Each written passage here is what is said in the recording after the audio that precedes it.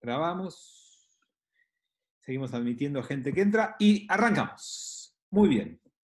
Nosotros terminamos la semana pasada, más allá de la experiencia que tuvimos, hablando del concepto de razas y la raza como una idea que empezó a ganar terreno y también empezó a fusionar la ciencia con la ideología. Y ahí es donde empieza a aparecer y a sembrarse un tema que fue muy peligroso y después muy dañino para nuestro pueblo, pero en ese momento todavía no sabíamos que iba a pasar eso. Entonces, lo que hay que entender es que la ciencia empezó en esta época a intentar encontrar una definición de raza. Porque, ¿qué era una raza? ¿Cómo se definía la pertenencia a una raza? Porque las primeras, perdón, me freno porque sigue habiendo gente que pide entrar. Las primeras versiones respecto a la raza eran como muy evidentes, pero también muy tontas. Si tienen color de piel, si tiene color de ojos, si tiene color de pelo, si tiene determinados rasgos, la nariz. Pero le faltaba ciencia a esto. Entonces empieza una búsqueda científica de encontrar patrones que puedan hacer científica la idea de la raza. Entonces, por ejemplo, empiezan a medir cráneos. Obviamente, la gente fallecida, no se asuste. Pero era una de las búsquedas que empezó a ver si podía encontrarse patrones que logren afirmar que esto que a simple vista se caracterizaba por diferencias, rasgos, colores, ojos y pelo, podía tener un correlato en el cuerpo humano y podía vestirse de más seriedad el concepto de ciencia. Medían los largos de los huesos, medían diferentes cuestiones del esqueleto y del ser humano interior para lograr algún tipo de parámetro. En esa búsqueda, por supuesto que no hallaron nada determinante. Esperen que hay más gente que quiere entrar, admito. No encontraron nada realmente que pueda decirse esto es indiscutible. Entonces, como no había un patrón, nada demasiado concluyente, las investigaciones siguieron y después más adelante se incorporó la genética para este concepto. De hecho, nos vamos ya mucho más adelante, les quiero contar que nosotros como pueblo también buscamos la genética para esto. Hace pocos años se hizo un estudio genético con 1000 Kohanim del mundo, 1000 miembros de la secta, de la tribu judía Kohanim, sacerdotes, que era una tribu de la tribu de los levitas, para ver si había patrones genéticos compatibles entre todos los miembros estudiados de todo el mundo. Y por supuesto que se encontró una compatibilidad muy, muy alta. Esto lo que sirvió para probar es que ustedes saben que los Kohanim solo se podían casar entre ellos. Entonces lo que probó es que hubo muy poca salida de Kohanim de ese círculo cerrado. Esta alta compatibilidad genética lo que mostró es que la mayoría de los sacerdotes Kohanim se habían casado entre ellos en la historia y que conservaban ciertas características genéticas la mayoría de los encuestados en esto. Pero la búsqueda de un patrón científico que pudiera determinar que existían razas y que cada una podía ser clasificada fue una obsesión que nace en el siglo XVIII y Francia fue un centro importante en esto. Ahora quiero contarles una definición judía muy importante respecto a esto, que está en la entrada del museo que está en la Universidad de Tel Aviv, que se llama en hebreo Beit Atfutzot, y en castellano Museo de la Diáspora. No sé si alguno estuvo allí. Es un museo que tiene muchos años y que se mantuvo mucho tiempo igual. Cuando ustedes entran a ese museo, van a encontrar 40, 50 fotos de caras, en un tamaño bastante importante, no de la revista Caras, ¿no? Sino de caras, y que si uno lee lo que dice, van a ser 40, 50 judíos retratados en una foto de primer plano en la entrada. ¿Y por qué hicieron esto? Querían mostrar ideológicamente que no se puede hablar de una raza judía. Entonces, si vos ves las caras, vas a encontrarte tez blanca, morena, tez rojiza, tez asiática, ojos, pelos, todos absolutamente distintos, diversos, diferentes, para mostrar que es una falacia hablar de una raza judía. No hay rasgo distintivo de los judíos, estamos expandidos y esparcidos por todo el mundo y tenemos influencias y rasgos de diferentes grupos. Por tanto, la concepción esta que fue tan negativa para nosotros fue combatida por el judaísmo en forma fuerte, sobre todo después del nazismo. Pero antes de ello no había preocupado tanto. Bueno, la ciencia sí la tomó, del siglo XVIII y XIX, la tomó, y una vez que la tomó, rápidamente la expandió y la difundió, y muchas posturas filosóficas, ideológicas de esa época se agarraron rápidamente de este concepto. Entonces, la ciencia le dio a la idea del antisemitismo un prestigio que no tenía. Y esto es importante, porque el avance de la ciencia, el avance de la filosofía que se provocó en la era de las luces, del iluminismo, del racionalismo, tendría que haber combatido las ideas prejuiciosas de los antisemitismos.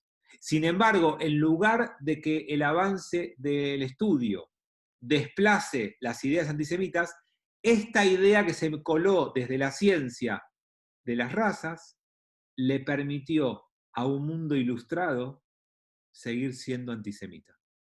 Es tremendo el efecto que tuvo para nosotros esta concepción. Así que desde allí vamos a avanzar un poquito más hacia el próximo tema, y es que, esperen que tengo una pregunta. ¿A los musulmanes también los clasificaron como raza? Sí, por supuesto, en la Europa católica esto pasó, pero pasó más fuertemente con los protestantes, con diferencias entre católicos y cristianos que también empezaron a aflorar y que también competían en esa época. Pero sí, no fuimos los únicos que fuimos catalogados con esto. Pero les quería contar algo súper importante. Cuando aparece el concepto de raza, cae un concepto central en la historia judía desde Jesús hasta ahora, y que va a ser trágico para nosotros. Lo que cae es que si hay una raza judía, no hay solución que no sea el exterminio.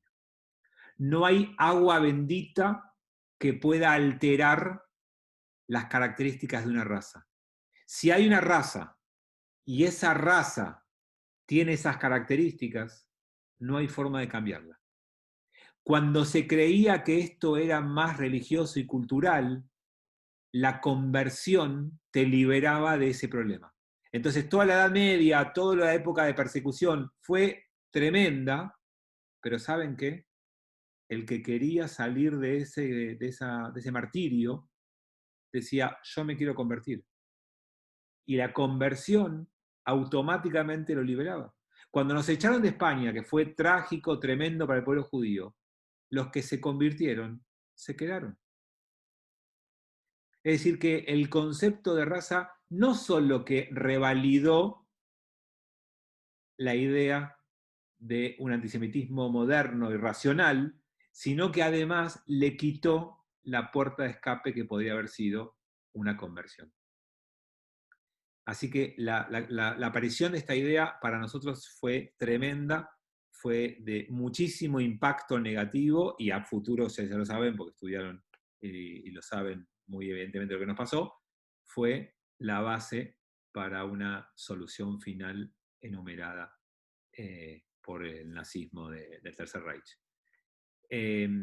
Así que perdón que sigue entrando gente, nos trajeron con este avance, entre comillas, avance, de la ciencia, una idea biológica que afirmaba que había una esencia mala en el judaísmo y no había salida, y esto fue una sentencia ideal para el Tercer Reich que tenía una justificación científica antes de que nazca el Tercer Reich. Y con esto cerramos esta idea de la raza y seguimos con la ciencia. La ciencia que se desarrolla a partir del iluminismo, del siglo de las luces en Francia, toma a la ciencia como neutra, no es ni buena ni mala. Lo que pasa es que esa ciencia se puede usar para sostener ideas filosóficas o ideas ideológicas muy fuertes. Y ese es el gran peligro que tiene esta ciencia, que como ciencia pasa a ser una herramienta de manipulación para quienes quieran expandir ciertas ideas filosóficas. Y entonces se generó allí, en este siglo de las luces, una gran confusión que no sabían bien cómo salir de ella. ¿A qué me refiero con esto? El hombre, para esta ciencia, es absolutamente perfectible. La ciencia es capaz de hacer un hombre casi perfecto. Y solamente nos falta seguir avanzando con el conocimiento para lograrlo, ¿no? De ahí a la idea de superhombre, ya llegará pronto, estamos cerquita. La idea de que este avance de la ciencia nos va a permitir que enumerar las leyes adecuadas, generar los estímulos adecuados, preparar incluso después la medicina adecuada, el hombre cada vez va a ser mejor y cada vez va a ser más perfectible. Ahora, eso choca de plano contra la idea de las razas. ¿Todos somos perfectibles o algunos son perfectibles? Hay razas que son para mejorar y otras que no merecen vivir. Esa es la confusión que salía. Si uno mira algunos textos del siglo XVIII en Francia, va a concluir que todos los seres humanos tenemos futuro. Y otros textos de la misma época, basados en la misma ciencia, van a decir, hay algunos seres humanos que pueden aspirar a esto y otros no. Y hay algunos que hay que alentar para fortalecerlos y otros hay que limpiar para no contaminar. Esto es lo que empieza a desarrollarse, a aparecer en esta Francia del siglo XVIII. Bien. El otro grupo, Pato preguntaba por los musulmanes, ¿no? El otro grupo fuertemente dañado, y antes, pero en esta época como los judíos, son los negros.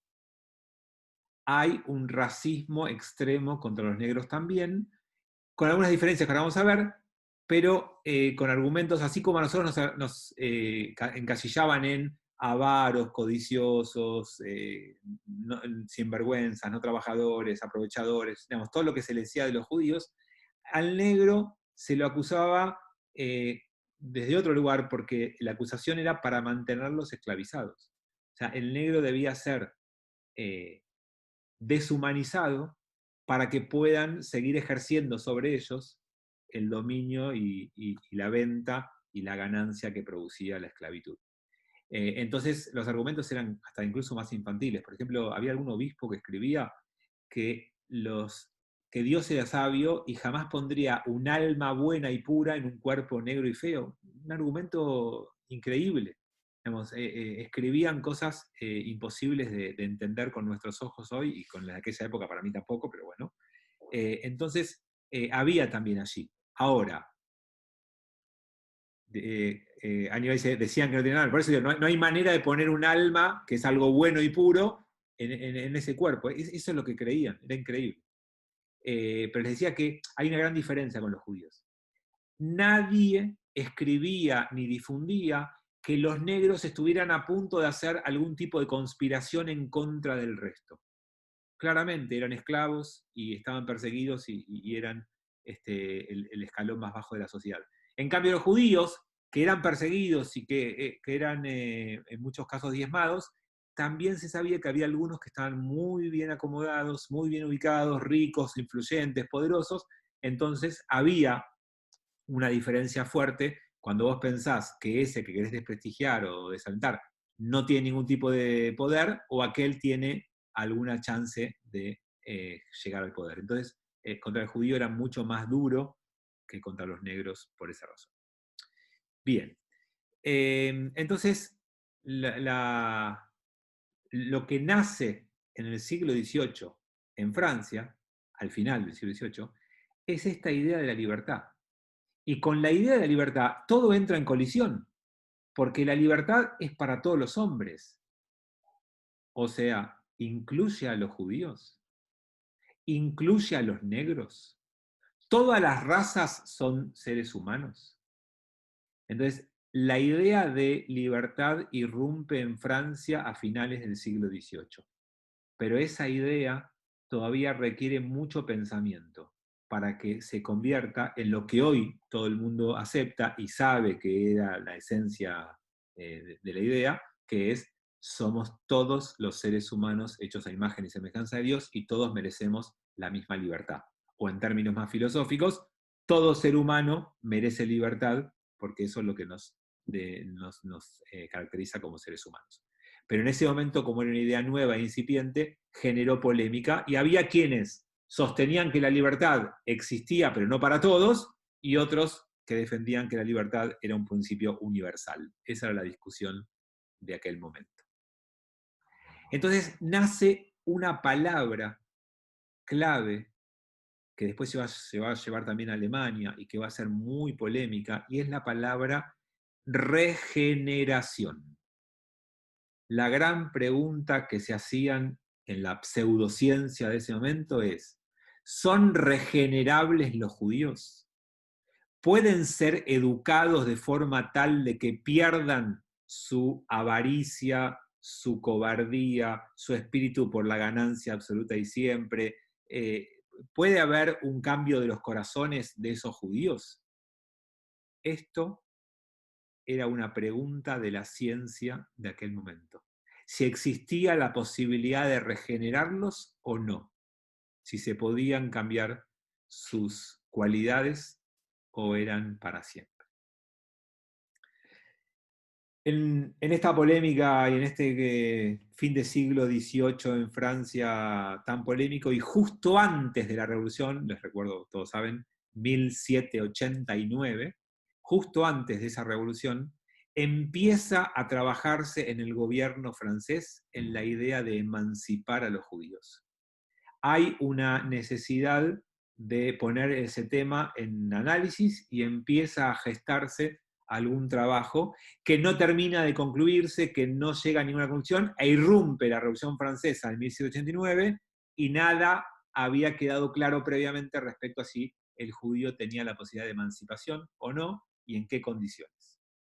Así que quedó trunco ese tema, la Revolución impactó, y ya las consecuencias de la Revolución Francesa lo vamos a ver en el siglo XIX, porque son casi del próximo siglo, lleva unos años todo este proceso de revolución, que no es que vamos a estudiar acá en detalle porque no es el tema que nos importa, sino cómo impactan los judíos, y el que va a hacer impactar realmente a los judíos en el comienzo del siglo XIX se llama Napoleón.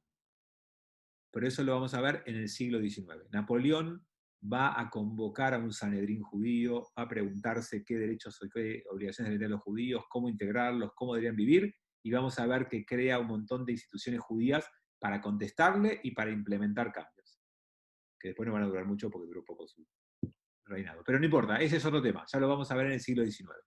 Así que con esto cerramos el siglo XVIII francés. Para viajar, aunque hoy no se puede viajar, estamos todos en aislamiento y no habría que viajar, pero espiritualmente podemos. Así que nos vamos a trasladar a Alemania, pero como les dije, hoy, antes de meternos en Alemania, con la importancia que tiene el siglo XVIII en Alemania, y si alguno quiere ir leyendo o indagando, con Mendelssohn en esa Alemania como gran pensador de talla mundial del siglo XVIII en Alemania, filósofo judeo-alemán, pero filósofo alemán, de reconocimiento mundial, quizás el más grande filósofo del mundo del siglo XVIII. Ya vamos a hablar de él cuando hablemos bien de Alemania. Pero para poder hablar de él y de Alemania necesito que hagamos ahora un viaje de 2000 años de judaísmo. ¿Me siguen en un viaje de 2000 años de judaísmo? ¿Podemos ir rápidamente? Bueno, agárrense porque vamos a ir rápido y pónganse cinturón de seguridad. Porque necesito que hablemos, cuando hablamos de judaísmo es difícil entender qué es judaísmo.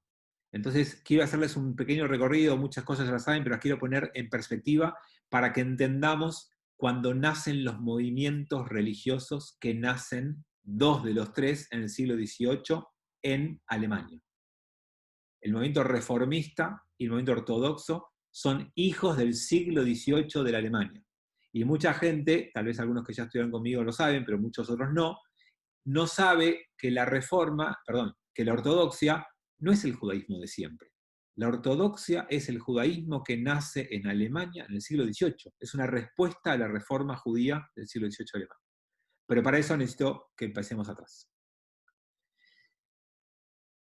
Dentro de 2 días vamos a festejar Shavuot. Cuando celebremos Shavuot, vamos a celebrar el nacimiento del judaísmo. O, mejor dicho, el nacimiento del pueblo judío. El pueblo judío nace en Shavuot, con la entrega de la Torá. Ese judaísmo tiene un valor central alrededor del cual se constituye. Nos constituimos como judíos alrededor de la Torá. Sin Torá no había pueblo judío. Antes de la Torá éramos 12 tribus de esclavos en Egipto. Lo que nos conforma en una unidad, en un pueblo, en algo que tiene entidad, es que hay algo que nos va a arreglar la vida, que nos va a unir y que nos va a hacer centro y eje de la vida. Y eso se llama Torá. La Torá es un texto que en el origen tuvo una lectura, una forma, que la generación que la recibió la interpretó y la tuvo. Ahora, cuando empieza a pasar el tiempo y empiezan a aparecer diferentes lecturas de esa Torá, empieza a disgregarse esa unidad que te dio el origen y la formación de ese pueblo. Para que lo vean en el ejemplo de una familia, un papá y una mamá que se casan y tienen un primer hijo, un segundo o tercero, no importa, los que quieran. Cuando los chicos son chiquitos y los padres son los que aplican la ley en la casa, no hay grandes conflictos, y si los hay, tiene que ver con otra cosa. Ahora, cuando esos hijos crecen y empiezan a interpretar las leyes de los padres de otra manera, y empiezan a cuestionar las leyes de los padres, y empiezan a traer leyes propias, es mucho más difícil. El desafío es otro. Si vos te quedás con la ley rígida que le dabas a tu hijo de chiquitito, lo más probable es que tengas peleas permanentes. Si vos dejás que tu hijo avance y cambie todas las leyes de tu casa con las que a él le parezca que traiga de afuera, perdés la esencia de familia, perdés autoridad, perdés lugar. Lo único que te va a mantener es que vos puedas hacer un pequeño proceso de reinterpretación de los lugares de cada uno de la familia con el paso del tiempo. Eso, que es un proceso dificilísimo en una familia, imagínenselo en un pueblo. Entonces los judíos que empezamos a convivir en la tierra de Israel y que teníamos influencias de los países o de la gente que nos rodeaba, empezaron a aparecer preguntas, cuestionamientos, pedidos de cambio. Y si la ley se hubiera mantenido rígida y cerrada, hubiera habido mucha menos conflictividad, pero hubiera sido algo digno de un museo, porque cada vez menos gente lo iba a mantener. Entonces, yo les propongo hablar de judaísmo como un proceso de evolución y transformación. No hay un judaísmo. Hay un judaísmo en proceso permanente, en discusión, en interpretación, en cambio. No hay ninguna chance de pensar en un judaísmo rígido y único. No lo hay. Y para complejizarlo un poquito más, este judaísmo que tiene esta situación, además se ve complejizado porque va a entrar nuevos textos. A la Torá se le va a adosar los profetas y los escritos y va a transformarse en la Biblia, el Tanaj en hebreo. Y esto va a implicar que alguien tiene que decidir qué textos entran y cuáles no. Y ya eso es discusión. Y eso implica interpretación. Y una vez que esto está conformado, irrumpe una nueva necesidad, que es interpretar y reglamentar esa ley de esa Torá. Y entonces hay un grupo judío que toma un camino y otro grupo judío que toma otro camino.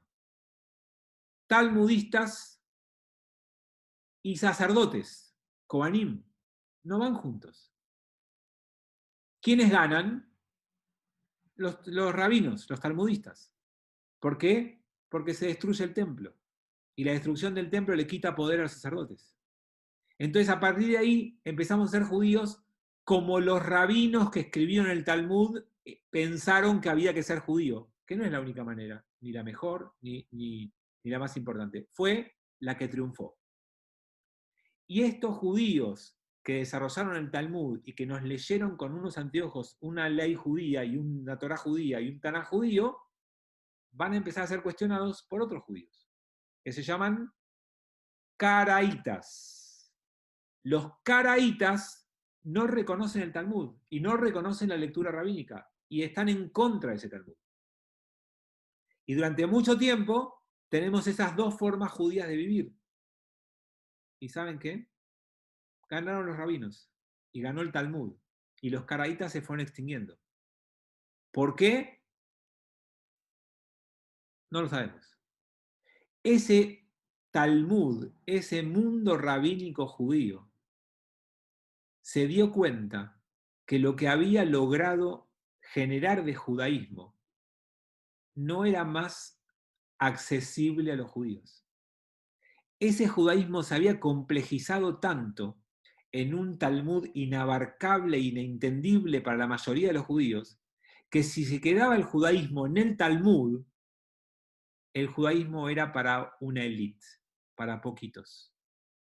Entonces apareció una nueva, iba a decir raza de rabinos, pero con lo que estamos hablando antes no quiero usar ese término, aparece un nuevo grupo rabínico que va a querer transformar ese mundo talmúdico impresionantemente difícil y complejo en un judaísmo más sencillo y más simple de entender por todos.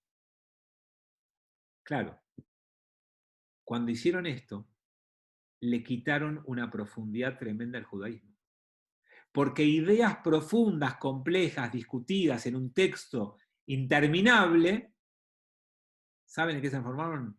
En una sentencia, en una ley, en una ordenanza. Por lo tanto, quienes estaban en la élite judía entendían la profundidad de cada uno de los mandamientos judíos y del comportamiento judío, de la forma de ver el mundo judío, y el que no, decía, el judaísmo es esto. Tengo que prender las velas antes de tal hora. Tengo que ponerme una peluca. Tengo que usar un vestido. Y eso era todo. ¿No? Me lo dijo el Rebe. No, es así. Yo tengo que cumplir con lo que me dijeron. Entonces, el judaísmo, al hacerse accesible y fácil a la gente, perdió un montón de profundidad. Pero también, al hacerse con formato de ley, empieza a sentar las bases de un judaísmo que va a estar aferrado al cumplimiento puntilloso del detalle de cada ley. Ya el judaísmo no es más debate, no es más interpretación, no es más adaptación. Ahora es mantener y sostener una ley. Esperen que tengo una pregunta. Armando pregunta, ¿a qué grupo te referís? Todavía no estamos hablando de los movimientos modernos, todavía estoy en la Edad Media y no sé a dónde va tu pregunta, pero me refería primero a los poskim, que son los que transforman el Talmud y la complejidad judía en libros de ley, en sentencias y dictámenes para que la gente cumpla. Esos son poskim, las personas que hacen códigos de halajá, de pasajes enteros del Talmud, donde la gente discute y profundiza ideología, filosofía, forma de vida, queda una sentencia. Los tefilim son negros y cuadrados. tira de cuero, ponételo todas las mañanas. No hay más un debate profundo. Y sí, está, pero no se presenta para no abrumar a la gente. En todo este recorrido que les acabo de contar, se cruza otro movimiento judío que atraviesa este profundamente, que es el movimiento místico judío. Este iba en un canal racional. Este judaísmo iba en un canal lógico, en un canal donde la cabeza era el instrumento para decodificar todo lo que estaba pasando y cómo se presentaba y proponía esta vida judía. Bien, lo místico que vamos a poner acá, que nace y se consolida en el siglo XII. Antes había mística, sí, muy minoritaria, mucho más elitista, mucho más puntual. En el siglo XI, XII y especialmente en el XIII, en España y sur de Francia, aparece realmente una mística judía. Que así como este canal venía en una onda racionalista, este canal viene en una onda espiritual y mística. Y ya el texto judío no es un texto para que tu razón pueda entender y decodificar y expresar en una oración, sino que el texto judío es una invitación a sumergirte en las profundidades de relatos que son alegorías y que son imágenes y que tienen millones de aristas y que tienen secretos escondidos y donde cada pequeña cosa juega un rol fundamental para que uno entienda un mundo mágico, místico, profundo, oculto, secreto. Y eso colisiona. Son dos mundos que no tienen mucho para compartir. Hay un encuentro de dos mundos muy diferentes. En esa situación, en esa colisión, va a haber judíos de un lado y del otro que no se reconocen mutuamente y que tienen que ver cómo conviven con dos formas tan distintas. Claro, en la Edad Media no fue un gran problema, porque este era un tema de la élite. La gente común no tenía este problema. La gente cotidiana no tenía estos problemas. La élite los tenía. ¿Por qué los tenía la élite? Porque eran los que profundizaban y los que tenían la posibilidad y la capacidad de entender estas cosas. El resto de la gente seguía al rabino que tenían cerca y que les indicaban el camino. Entonces, todavía no es un problema, todavía no es un conflicto. Ahora, cuando estos dos judaísmos que venían en paralelo o colisionando, depende del lugar que uno esté viendo, pero tenía un pueblo judío que tenía lugares donde estar más o menos bien, se mantenía bien, cuando empiezan las grandes persecuciones y expulsiones judías de Europa, todo se tambalea. Ya no hay más un judaísmo sólido, consolidado, que irradia al resto del mundo. En el momento había luminarias como Maimónides, que desde España primero y desde Egipto después.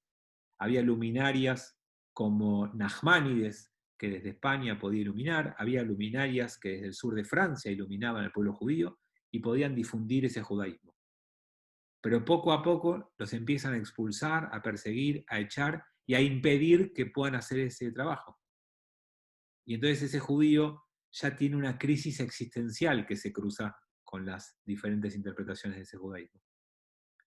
Entonces empiezan a aparecer más judaísmos. Se termina de romper judaísmos fuertes, totalizadores, para empezar a pensar en pequeños grupos que subsisten en esta batalla por la subsistencia judía. Y entonces ese judaísmo va a tener caras muy distintas. A todo esto se van a haber producido dos grandes judaísmos muy distintos, el sefaradí y el ashkenazí, que van a tener que ver con la influencia de la mezquita en el sefaradí y la influencia de la iglesia en el ashkenazí. En dos geografías distintas, el mundo judío estaba dividido en dos, los que vivían bajo el Islam los judíos que estaban en España, en el norte de África, en los países que hoy llamaríamos países árabes, pero es una generalización que hablamos de Turquía, Egipto, Siria, Líbano. Todos esos países tienen judíos bajo la mezquita y que desarrollan una interpretación judía llamada sefaradí. Y los demás judíos, los que están en Francia, en Inglaterra, que Inglaterra casi no había en ese momento, en Alemania, en Polonia, en Rusia, desarrollan un judaísmo ashkenazí, influido por la iglesia que regía en esos lugares. Entonces, cuando hablamos de judaísmo, ¿de qué hablamos? ¿Del judaísmo de la Torá? ¿Del judaísmo del Tanaj y los profetas? ¿Del judaísmo del Talmud? ¿Del judaísmo de los caraítas? ¿Del judaísmo de la interpretación codificada de la Edad Media? ¿Del judaísmo racional? ¿Del judaísmo místico? ¿Del judaísmo sefaradí? ¿Del judaísmo ashkenazí? ¿Cuál es el judaísmo? Entonces, como deja de haber una posibilidad de englobar a ese judaísmo en algo y empieza a haber cada vez más atomizaciones, producto de lo que les contaba de la inestabilidad del pueblo judío y la fragmentación y las expulsiones, es que vamos a llegar a un siglo XVIII en donde la ciencia quiere proponer una síntesis que pueda abarcarlo a todo. ¿Se acuerdan que hablamos en el encuentro la semana pasada de la enciclopedia? La enciclopedia es una conceptualización del mundo donde todo puede ser sintetizado y explicado en pocas palabras. Bueno, ese judaísmo tremendamente diverso, totalmente distinto, atomizado, diferenciado y complejizado, tenía que encontrar alguna síntesis que pudiera dar respuesta a qué es el judaísmo y cómo debiéramos vivirlo en la Europa del siglo XVIII. Y ahí estaba dada el terreno para el nacimiento de los judaísmos, de los movimientos judíos del siglo XVIII y XIX. Ahora tengo que darles otra introducción para que veamos después, la semana que viene, cómo nace la Reforma y la Ortodoxia. Primer concepto, Torá. Segundo concepto, interpretación. La Torá es todo lo que te obliga a comportarte en tu vida. La Torá para el judaísmo, en todo este recorrido, era la fuente de la obligación de comportamiento. Cuando decimos Torá, decimos ley, decimos mitzvah, decimos mandamiento. La Torá es algo que no es cultural. Eso es moderno, esto es posmoderno cultural. La Torá no es cultural. No es un libro de filosofía, no es un libro de cultura, ni es mucho menos una receta. La Torá es la ley judía. Entonces, todo lo que tenga que ver con la Torá, hasta el siglo XVIII, es obligatorio. La segunda palabrita mágica, que es interpretación, dice lo siguiente. Ok, la Torá es obligatoria. ¿Cómo se interpreta esa ley? Y ahí es donde no vamos a ponernos de acuerdo nunca todos los judíos. Que la Torá te diga, Shabbat es Shabbat. Y ningún judaísmo religioso de verdad podría pensar que el Shabbat es una propuesta para que votemos y elijamos qué hacer con ella. Y un grupo de judíos puede juntarse y decir, ¿sabes qué? Yo voto que pasa el domingo, que viene más cómodo, los cristianos alrededor mío paran también el domingo, hagámoslo el domingo. No es votable. Shabbat es Shabbat. Y es obligatorio. Y no es que, a ver, votemos, ¿qué les parece? ¿En el siglo XXI cumplimos Shabbat o no cumplimos Shabbat? Según esta mirada judía clásica, la Torá es obligación. Ahora, ¿cómo se cumple Shabbat en el siglo XXI? Eso es válido, porque eso fue lo que pasó en el judaísmo en todos los siglos. Cada rabino en cada época intentó contestar esa pregunta. ¿Cómo se aplica la ley judía hoy? Y es ahí donde, si logramos entender esta diferencia entre lo que es Torá y lo que es interpretación, vamos a poder entender la semana que viene mucho mejor los movimientos religiosos. Porque ningún movimiento religioso es dueño de la Torá. Y cada movimiento religioso es dueño de una interpretación de la Torá. Y eso es lo que tienen que entender para no pelear. Porque suelo escuchar reiteradas veces que hay una Torá, que es la ortodoxa, y el resto de los movimientos son adaptaciones a la modernidad para hacerla más light. Agarran el judaísmo y lo hacen más fácil. No. La Torá es la ley y cada movimiento nacido a partir del siglo XVIII va a ser dueño de una manera de interpretar esa ley, ni mejor ni peor. Y lo único que cada judío hace es darse cuenta con qué interpretación se siente más cómodo. ¿Cuál refleja mejor su concepción de vida? ¿Con qué judaísmo quiere educar a sus hijos, a sus nietos, o vivir él su vida? Esa es la pregunta. No hay otra, ¿eh? Y si alguien me dice que no es así y que la ortodoxia es cumplir la ley puntualmente, yo me pregunto cómo hicieron un casamiento en estos días. Si se trata de cumplir la ley, ¿cómo es posible?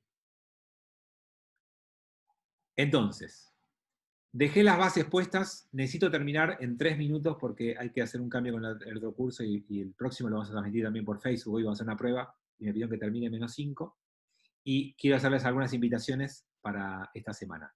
Así que ahora dejo de grabar, cierro esto para que la semana que viene empecemos con Alemania y cómo seguimos. Esperen que